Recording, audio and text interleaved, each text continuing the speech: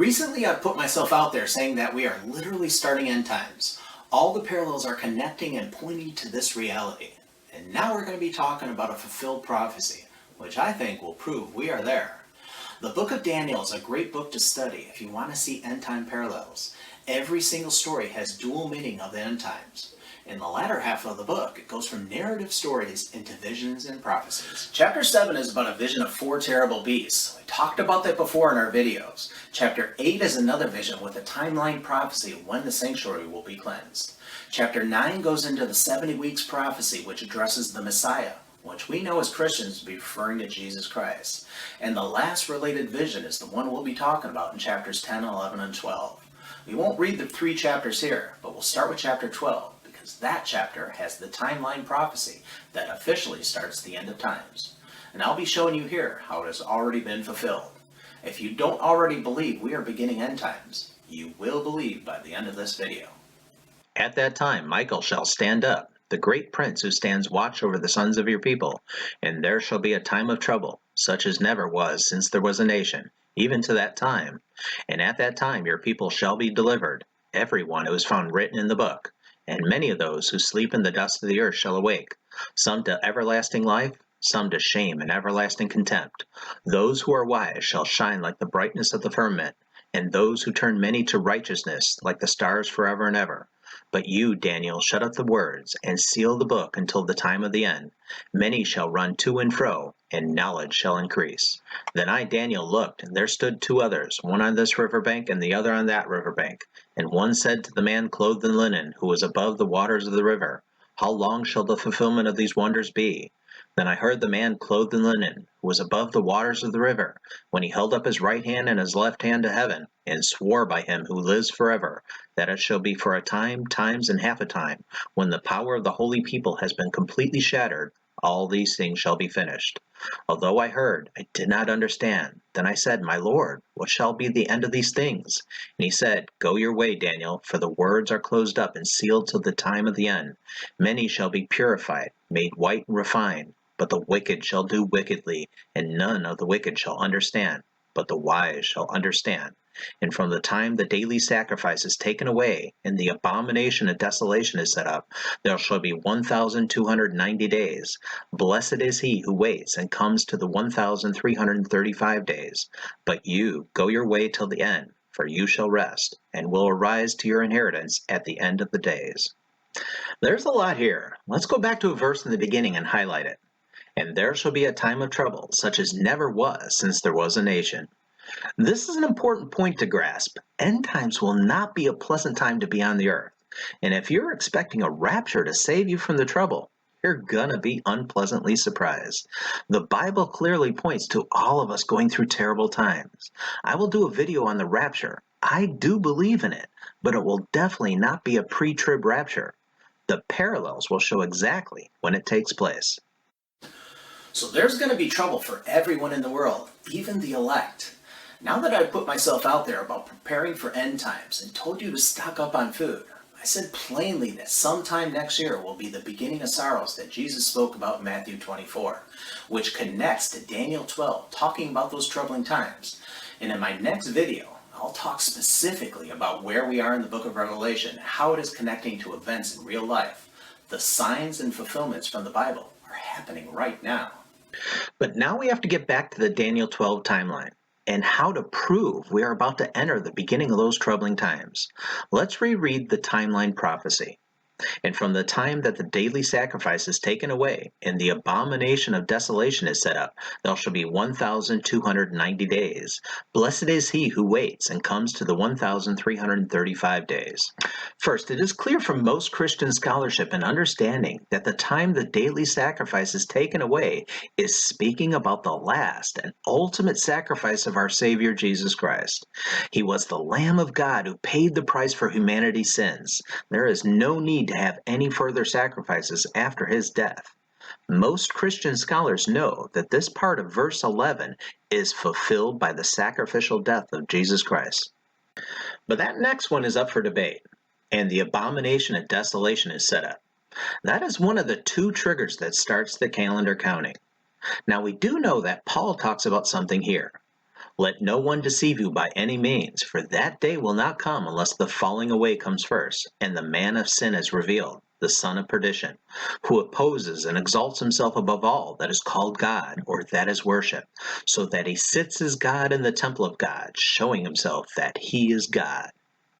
The man of sin, who we know as the Antichrist, will be sitting somewhere he shouldn't be sitting and trying to be like God. This will be the final abomination of desolation. And if you want additional support for this view, then we'll go to the Gospel of Matthew. Jesus also mentions the same thing. Therefore, when you see the abomination of desolation spoken of by Daniel the prophet standing in the holy place, whoever reads, let him understand. Then let those who are in Judea flee to the mountains. Now, I believe if you connect Paul's verse from Thessalonians and this verse from Matthew, the abomination of desolation will be the Antichrist standing in the holy place of God. That is how I think it will play out. But I need to give you an alternate theory about the abomination of desolation mentioned by Jesus. We know from the book of Revelation that the second beast, who is the Antichrist, will try to get everyone to worship his kingdom, represented by an image. In theory, the abomination of desolation could be the image of the Antichrist kingdom, standing in the holy place of God. I don't think that's how it will work out for the last abomination, but it could. I say last abomination because this has happened before as a parallel. After the death of Alexander the Great, there was a power vacuum. That era was called the Seleucid Empire, with successive rulers trying to gain control of the region. And that time was also known as the Hellenistic era, where Greek culture was sweeping through vast areas, influencing and replacing other cultures. Well, one of those rulers was Antiochus IV, better known as Epiphanes, or God Manifested. The region of Judea was still kind of a vassal state under Seleucid control, but the Jewish people still had some authority over their own affairs. But Antiochus changed that and started to make decrees against the Jewish religious practices. He ramped up his campaign against the Jews practicing their own religion, and he even took control over the temple, placing a statue of Zeus there, and he even defiled the temple by sacrificing an unclean pig on the altar. Now, this was such a profane act, it became known as the Abomination of Desolation, which Daniel had predicted some time before. Now, there's a great story here afterward at how there was a Maccabean revolt against Antiochus, which led to the temple being retaken by the Jews. And that was the start of the holiday known as Hanukkah. And there's an amazing connection of Jesus Christ to Hanukkah and the retaking of the temple. But that will come in time. But this episode with Antiochus IV shows that there has already been a parallel to the abomination of desolation in history. But has it been the only other abomination of desolation? In order to answer that, you first have to understand what is precious and holy to God. His people? Yes, that's true. But not only his people, but one special place from the land that God had for his people. And that place would be considered most sacred. We talked about this in our video about Moriah, the holy place. This one special place that connected the sacrifice of Abraham and Isaac, the place where King David bought a threshing floor to stop a curse on the people, the place where King Solomon built the temple of God, and also the same place where Jesus Christ was sacrificed. All these monumental things happen in one special place, on and around the Temple Mount in Moriah. So if we know that God would consider this one place very holy, then we just have to look at things that would be there, which could offend the God of Abraham, David, and Solomon. And you just have to look at what is there right now. The Dome of the Rock. It's a Muslim shrine built right on the Temple Mount. If God is not Allah, which all Christians don't believe, and I don't wish to offend any Muslims, but another God shrine on the Temple Mount would be offensive to the God of the Bible. And I think so much so it could be considered an abomination of desolation. It would fulfill another parallel of the same type as the one from Antiochus, and the final one mentioned by Jesus to come at the end of times. And if you see my videos, then you'll know that events can be paralleled multiple times in the Bible. So if we bring back the prophecy conditions of Daniel 12, we know nearly all Christians believe the daily sacrifice being taken away is fulfilled by the ultimate sacrifice of Jesus Christ. But the abomination of desolation could be referring to the final abomination that was mentioned by Jesus, the first abomination by Antiochus IV, or even the Dome of the Rock on the Temple Mount now. Those are the three possibilities of that second condition. If we talk about that final abomination of desolation being the fulfillment of the last condition of the prophecy, we need to bring back the verse from Matthew 24, where Jesus mentions that final abomination standing in the holy place. We know this will be such a serious event that Jesus tells you to flee to the mountains, not to take anything from your house, not even to go back and get your clothes. Basically, run for your lives because the Antichrist has turned against the believers of Christ, who won't take his mark and will be coming to kill you. If that doesn't send shivers down your spine, then nothing will. And this also tells you that before the rapture occurs, there will be danger coming to us believers. But something's off with this timing. Jesus gives you a sense of urgency to run for your lives when the abomination occurs. But if we go back to the prophecy of Daniel 12, it says after the fulfillment there'll be 1290 days. If you've studied Revelation, then you know something's off with this timing. Let's get rid of Matthew here on the bottom so we can bring in a couple things. First, we see the time of the two witnesses in Revelation 11 prophesizing 1260 days, which connects and matches perfectly to the time of authority given to the first beast in Revelation 13. That span of 42 months is exactly the same time frame as the two witnesses are prophesying. But if we highlight the first time span in Daniel 12, it says there'll be 1290 days. Why the difference? Could the prophecy in Daniel 12 be off by 30 days? Nope. In fact, Daniel 12 cites Revelation's time frame earlier. If we take away the prophecy up here and replace it with verse 7, then highlight this part of the verse, that it shall be for a time, times, and half a time, and when the power of the holy people has been completely shattered. That time period of time, times, and half a time is a poetic way of saying 3.5 times, which matches perfectly to the timing of the two witnesses and the authority of the first beast. So Daniel 12 wasn't wrong. It did prophesize the time span of God's holy people being shattered. But let's go back to just the prophecy timeline in verse 11 of 1290 days. This does not match the timeline of Revelation. And if we bring back Matthew 24 and that final abomination, the sense of urgency from Jesus to flee immediately is not reflected in the time difference. Jesus didn't say to wait 30 days, he said to flee immediately. There should not be any time difference in the time span from Daniel 12 to Revelation, unless the abomination of desolation mentioned here in Daniel 12 is not referring to the final one mentioned by Jesus. And since you're watching this video, you know I've said it has already been fulfilled. So it either has to be the first abomination by Antiochus or the Dome of the Rock.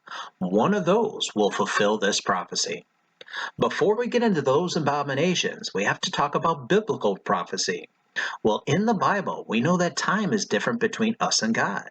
But beloved, do not forget this one thing, that with the Lord, one day is as 1,000 years, and 1,000 years as one day. Now that we mentioned that, we'll see how God talks to his prophets. Let's bring up an example in Ezekiel 4. In this passage, God tells Ezekiel he's going to bear the iniquity of Israel on himself for the years of iniquity according to the number of the days. Then on the other side, we'll just read this last part. Lie again on your right side, then you shall bear the iniquity of the house of Judah 40 days. I have laid on you a day for each year. So the actual number remains the same, 40, but the time frame changes. In this case, God exchanges days for years. That exchange of time periods is an important concept to know when understanding prophecy. The other thing we have to bring up about figuring out biblical prophecy is looking how long God intended for the time period to be. In Genesis and the story of the great flood of Noah, it has these time markers. The rain started in the second month on the 17th day of the month.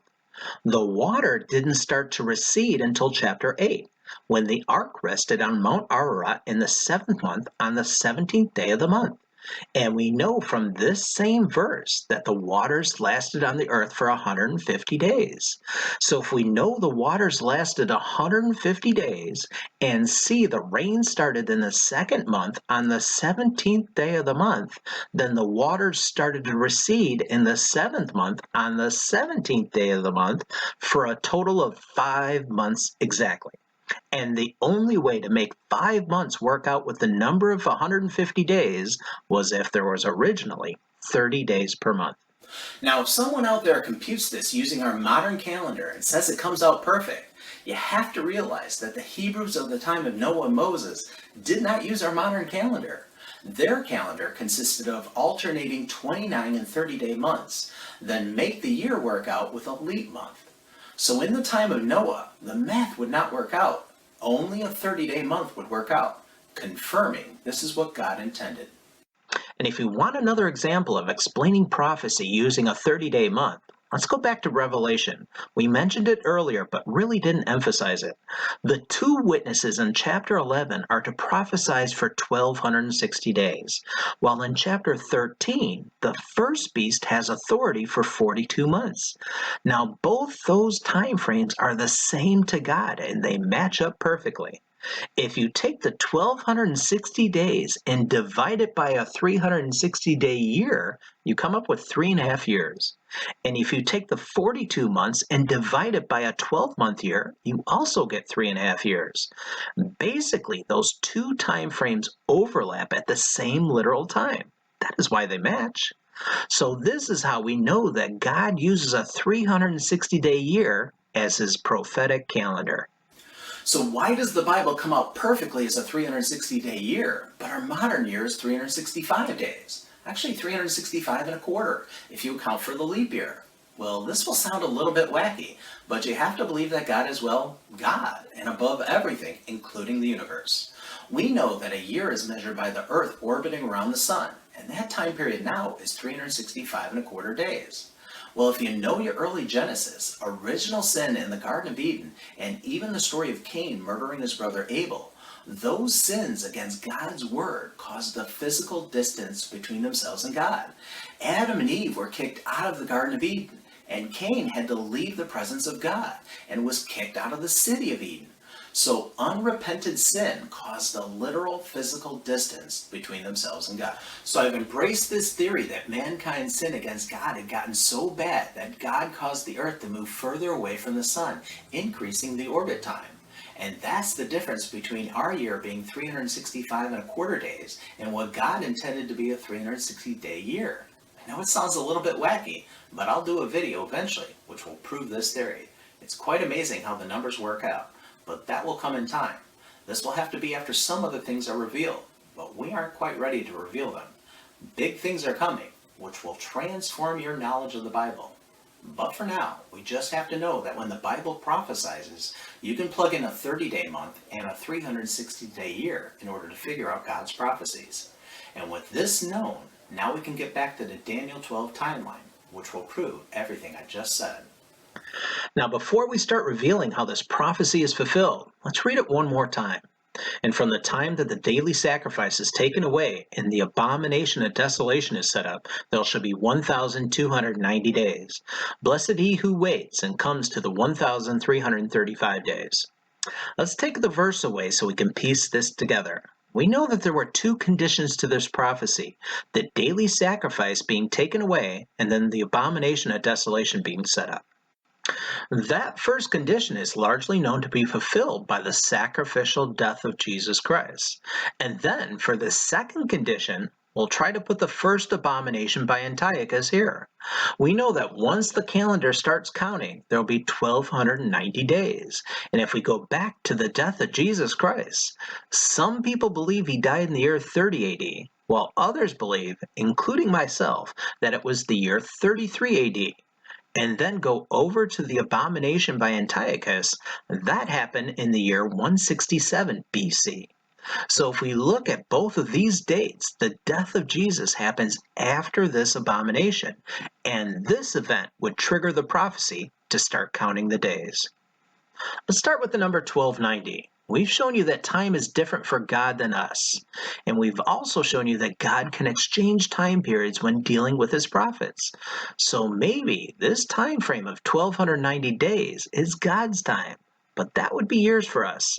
Let's keep the 1290, but make it years. Now I'll try to go slow and explain this again. When trying to figure out God's prophecy, you have to try and think like God. His time and prophecies are based on what he thought it should be, not what it is. And I've shown you two examples that God uses a 360-day year as his time frame in the Bible. So we have 1290 years that has to be converted to a 360-day year for God's time, then place it back into our calendar as we are using a 365 and a quarter day year. Does that make sense? Here we go. You take the 1290 years and multiply it times 360, or what God thought our year should be. And this gives us 464,400 days of this prophecy. Let's put this over to the left so we can wipe this formula and convert it back. I say convert it back because if we were going to use this prophecy as some kind of calendar marker, and we have been using leap years for some time now, then we have to convert this back with our 365 and a quarter day year. I know that might sound complicated, but hopefully as I do this, this will make sense. We take those 464,400 days we've already computed, and this time divide it by our modern time of 365 and a quarter day year. And now we get 1271, which converted the 1290 into 1271 prophetic modern years. We aren't done with this yet. Let's bring this formula over to the left too, and go back to the top of the page to see both conditions again. We know that Jesus died after this abomination, so one of those years is when the calendar started counting. But since there's a difference of opinion as to when Jesus died, we have to work out both dates, 30 AD and 33 AD.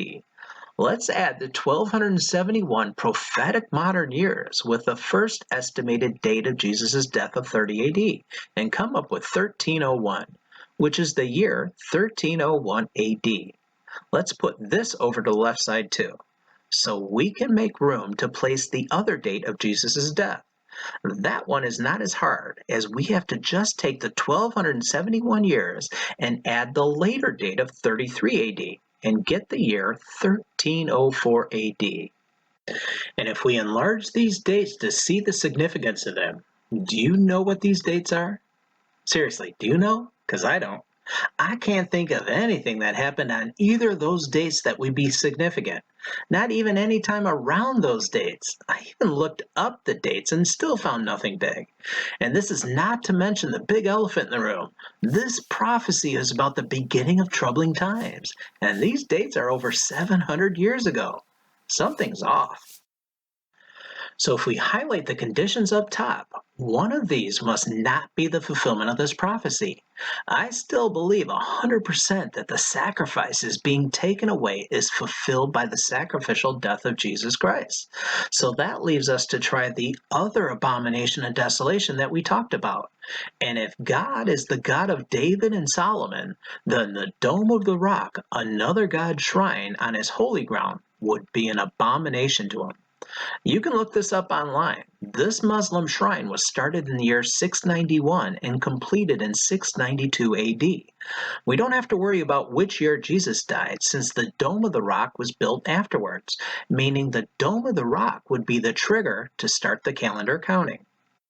Since it's kind of complicated, we'll do the math all over again, and maybe this time it might be easier for you to follow. We take the 1290 days and take that to mean years, and in order to convert it to God's prophecy, we multiply those years by God's original 360-day year and come up with 464,400 days. Again, we have to convert this back to our modern year, so we'll place it to the left. We take those 464,400 days and divide it by our modern 365 and a quarter days year and come up with 1271 prophetic years. Put this over to the left so we can make our last calculation. Now we have to take those 1271 years and add it to the date of the fulfillment of the prophecy. In this case, the second condition was fulfilled by the Dome of the Rock in 692 AD. So if we add the year 692 to the prophecy of 1271 years, we get 1963. But remember, this is a date, as in 1963. Whoa! Does that date sound significant to you? It should. That was the year that John F. Kennedy was assassinated, November 22nd, 1963. That's huge. This will start to bring the fulfillment of this prophecy into focus. But wait, there's been lots of assassinated world leaders, including other presidents of the United States. Why would his death trigger a fulfillment of a prophecy by God? Now you have to know why John F. Kennedy was special. And you can look this up. It's because he was the first Catholic president of the United States. Yep, that would be significant to God. In the first 180 years of existence, the United States had not elected a single Catholic president. Kennedy was the first. That might seem circumstantial to some of you at this point, but I will prove this is the event that God intended as the Daniel 12 prophecy marker as we connect more things. But as of right now, this was over 59 years ago. But this timeline prophecy from Daniel 12 had two parts to it. The second part said this: Blessed is he who waits and comes to the 1,335 days. Let's bring this verse back up here and highlight the two time periods, 1290 and then 1335. We don't have to do any complicated math like the first time. We know that the difference between 1335 and 1290 is 45. Not a simple subtraction. And if we are talking about years instead of days, then we just have to add 45 years to the first marker. Let's start a brand new slide showing the first marker from the prophecy of 1290 days. The assassination of John F. Kennedy, the first Catholic president, happened in 1963, which fulfills the 1290 days. Then we'll place the second timeline prophecy of 1335 days, which we understand to be in years. The difference between the two timeline markers is 45. So we just have to take the first date of 1963 and add 45 years, and we come up with 2008. Now, don't get ahead of me. That was a significant year for the United States, too. That was the year that Barack Obama was elected as the first black president of the United States. That was a powerful and symbolic moment for the United States, knowing the history of slavery, which led to a civil war and eventually the freeing of black people from the bonds of chains. Then to overcome that history and elect the first black president could only be a symbol of hope for people of color, that his election was even possible. Now, you might be asking yourself, what does electing the first black president have to do with the assassination of the first Catholic president? And why would it be the second marker in a prophecy by God? That's because Obama's election has nothing to do with this prophecy. And you have to realize something else happened by his election. And when Barack Obama was elected as president, that means he also had a vice president running with him. And his vice president was Joe Biden. And the significance of Joe Biden being elected as vice president is that he was the first Catholic vice president to the United States. Oh, wow. And even to this date, there have only been two Catholics elected to the White House, and they are John F. Kennedy and Joe Biden. Are you starting to believe in the fulfillment of this prophecy now? Both timeline markers from the Daniel 12 prophecy point to Catholics being elected to the White House. 1290 days points to the assassination of the first Catholic, John F. Kennedy, while 1335 days points to the election of the second Catholic, Joe Biden. This will start to connect everything when you analyze Daniel chapter 2 and the image of the elements representing the other kingdoms. We'll start to talk about that chapter next year when we identify the first beast of Revelation. Okay, are there still any of you out there that still doubt this fulfillment? Then I've got the kicker, which will convince you. This prophecy has been fulfilled. Let's put Kennedy and Biden here to show the two Catholics of the United States that fulfilled this prophecy. Now take a moment to think about both of these events, but zero in on the Kennedy assassination.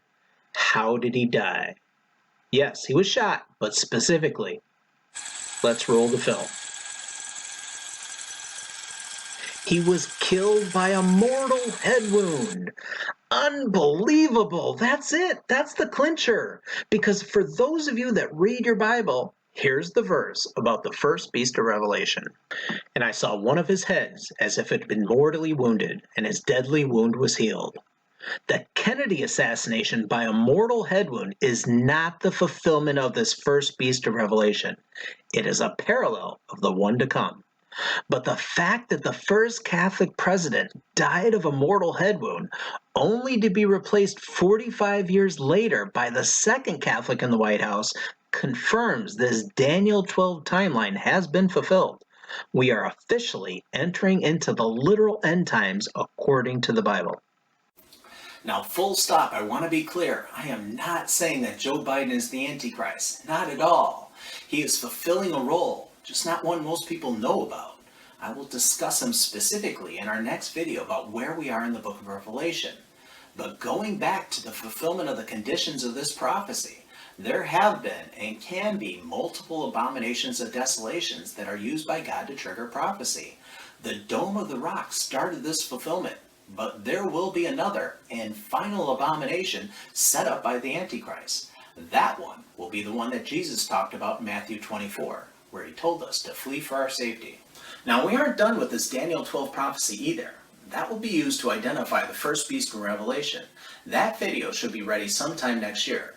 It will take this Daniel 12 prophecy and move it forward to connect a few more things and further prove this has been fulfilled. It will knock your socks off. But just let it sink in further. We are entering into what Jesus called the beginning of sorrows. Just read what Daniel 12 says again. And there shall be a time of trouble, such as never was since there was a nation.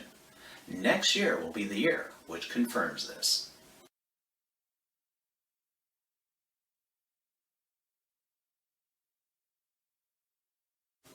Get yourself right with God. Accept Jesus Christ as your Lord and Savior and repent from all your sins, because the kingdom of Jesus Christ is coming. But before he comes, dark days come. And in a couple months, I will do that video on the rapture. There won't be a pre-trib rapture to save us. I will prove that through the connections in the Bible. We are all going to go through this together. Please share this video wherever you can. The gospel needs to be shared to the ends of the earth. Until then, stock up on food. And may God bless you through the troubling days ahead.